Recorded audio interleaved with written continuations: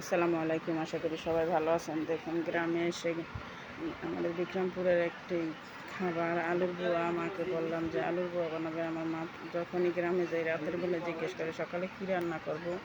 আমি বললাম যে আলুর বোয়া বানাবো। দেখুন 4 পাতার ভর্তার আলুর বোয়া দিয়ে সকালের নাস্তাটা করলাম। এখন দুপুরবেলা আমি নিজে রান্না করতে বসলাম। আমি যখনই গ্রামে যাই, যতদিনে থাকি একদিন হলো আমি রান্না করি, কারণ আমার বাবা আমার হাতে রান্না পছন্দ করে। দেখুন এদিকে কী কী রান্না করতেছি, রান্না করার জন্য কী কী নিয়েছি সব কিছু মা গুছিয়ে দিয়েছে।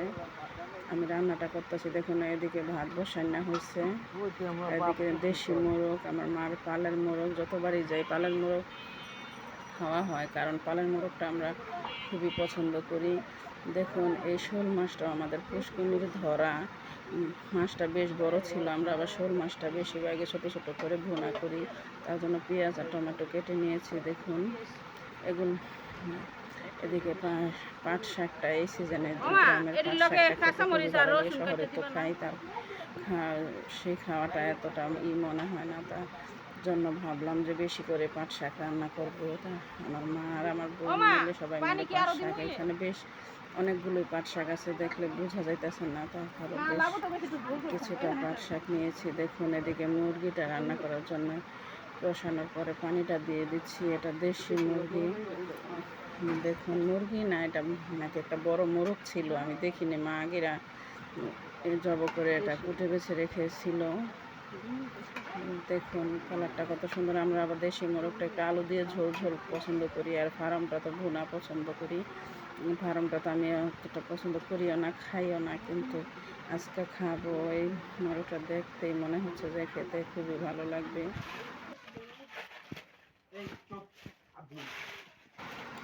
লাকড়ির চুলায় একবার জালটা ধরাইতেই কষ্ট। জালটা একবার ধরে গেলে তারপরে আর কোনো কষ্ট হয় না, কারণ এই লাকড়ির চুলার জালটা আমার মায়ে ধরিয়ে দিয়েছে। দেখুন পাট শাকগুলো যতবার দেখতেছি ততই ভালো লাগতেছে। পাট শাকটা এটা হচ্ছে তিতা পাট শাক।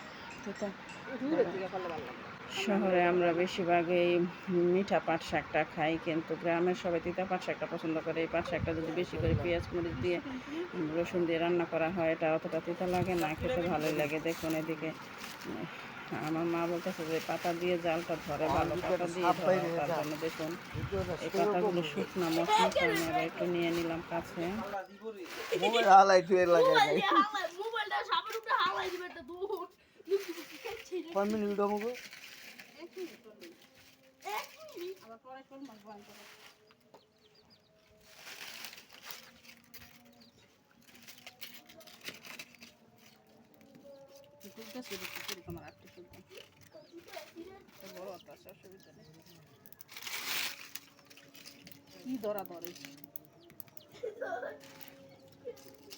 দেখুন আগুনটা কত বেড়ে গেছে কয়েকটা পাতা দেওয়ার পরে। এদিকে ভাতটা বলো পয়সা করছে। কি ধরা ধরছে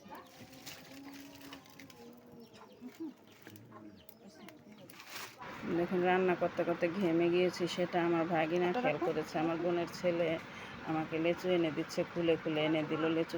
বলতেছে খালামণি তুমি ফ্রিজের লেচুটা ঠান্ডা, লেচুটা খাও আর রান্না করো। দেখুন আমি একটা লিচু নিব। এখানে আমরাই নিয়ে গিয়েছি লেচু, 2 রকমের লিচু নিয়েছি। এই লিচুটা একটু অন্যরকম। প্রথমে এই লিচুটা পাওয়া গেছিল না, তার জন্য অন্য আরেকটা নিয়েছি। ওটা অতটা ভালো না, কিন্তু এই যে লিচুটা আমি খোসাটা ছাড়াচ্ছি, এই লিচুটা খুবই ভালো। দেখুন বোঝা যায় যে এটার বিচিটা একদম ছোট, এটা গোছটা বেশি, তার জন্য এই লিচুটাই সবসময় কিনতে চেষ্টা করি। দেখা যায় সবসময় এই হাতের কাছে এই লিচুটা পাওয়া যায় না। প্রথমে অন্যরকমটা কেনার পরে এটা পাওয়া গেছে। দেখুন এদিকে পাট শাকটা রান্না করার জন্য চুলায় বসাই দিচ্ছি একটা বড় কড়াইতে। বড় কড়াই ছাড়া আবার লাড়াচাড়া করতে সুবিধা হয় না। পাট শাকটা যেহেতু একটু ই করে রান্না করতে হয়। এখানে অনেকগুলো শাক।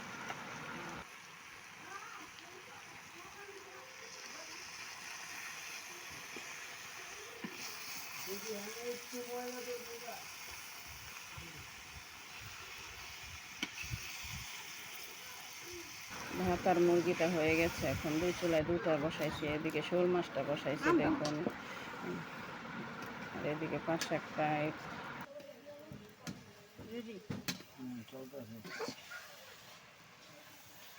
আগুনের জ্বালায় লুচনি সামনে নিতে পারি না।